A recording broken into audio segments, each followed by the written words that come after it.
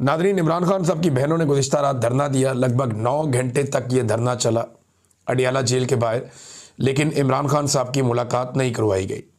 मैंने आपसे कहा था कि नवंबर का महीना ऐसा ही गुजरेगा, ये इमरान खान की मुलाकातें नहीं करवाएंगे। वजह यह है कि आसिम मुनीर साहब को एक एक्सटेंशन ताहयात मुराआत और ताहयात इस्तिस्ना चाहिए। उसके लिए वो आईनी तरमीम कर चुके हैं, लेकिन जब तक सारा काम मुकम्मल नहीं हो जाता तब तक वो इस बात का रिस्क नहीं ले सकते कि इमरान खान साहब का जेल से बाहर कोई वाज़े पैगाम या कोई स्टेटमेंट आए। अब अंदाज़ा कीजिए कि इमरान खान जेल में बंद है, वहाँ से एक बयान आने से ये लोग इतना डरते हैं, तो क्या ये इमरान खान को बाहर छोड़ने का रिस्क लेंगे?